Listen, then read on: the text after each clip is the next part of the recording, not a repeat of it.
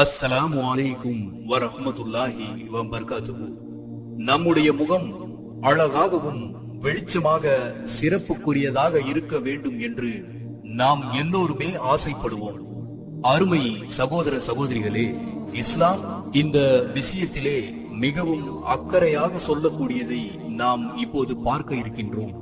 இப்னு Abbas ரலியல்லாஹு அன்ஹு அவர்கள் ஒரு அழகான யோசனையை நம்முடைய முகம் அழகுற செய்வதற்கு குர்ஆன் வசனத்தை ஒட்டி ஒரு யோசனையை தருகின்றார்கள். இப்னு அப்பாஸ் ரலியல்லாஹு அன்ஹு அவர்கள் என்ன சொல்லுகின்றார்கள்?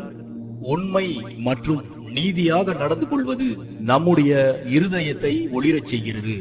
அவர்களின் முகம் அழகையும் வெளிச்சத்தையும் சிறப்பையும் பெறுகின்றன. உடலை பலப்படுத்துகின்றது. அந்த மனிதரை மற்றவர்களின் இதயங்களில் ஒரு அன்பை உருவாக்குகிறது. அதே சமயம் அந்த மனிதர் பாவம் செய்துவிட்டால் இதயத்தை இருட்டாக்குகிறது, முகத்தை இருளாக்குகிறது, அவரது உடலை பலவீனப்படுத்துகின்றது, வாழ்வாதாரமின்மையை அவருக்கு தருகின்றது. அந்த மனிதரை மற்றவர்களின் இதயங்களில் வெறுப்பை உருவாக்குகிறது என்று இப்னு அப்பாஸ் ரலியல்லாஹு அன்ஹு அவர்கள் சொல்லுகின்றார்கள். குர்ஆனுடைய வசனத்தை பாருங்கள். 39வது அத்தியாயம் 60வது வசனத்தில், இன்னும் நபியே, அல்லாஹ்வின் மீது பொய்யுரைத்தார்களே, அத்தகையோரை அவர்களுடைய முகங்கள் மறுமை நாளில் கருப்பாக்கப்பட்டவையாக இருப்பதை நீர் காண்பீர். கர்வம் கொண்டிருந்தவர்களுக்கு தங்குமிடம் நரகத்தில் இல்லையா? ஆக அருமை சகோதர சகோதரிகளே, இந்த உலகத்திலே உண்மை இல்லாமல் பொய் பேசினால் நம்முடைய முகம் கருகும்.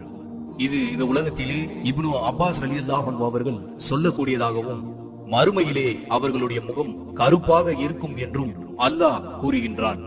அதை போல இப்னு அப்பாஸ் ரலியல்லாஹு அன்ஹு அவர்கள் சொல்லுகின்றார்கள், பிரகாசமான முகங்கள் அஹ்ல சுன்னாவாகவும், அதாவது குர்ஆன் மற்றும் ஹதீஸையும் பின்பற்றுவார்கள். இருண்ட முகங்களுடையவர்கள் ஃபிதத்தையும் மற்றும் வழிகெடுக்கும் மக்களாகவும் இருப்பார்கள் என்று இங்கே இப்னு அப்பாஸ் ரலியல்லாஹு அன்ஹு அவர்கள் சொல்லுகின்றார்கள்.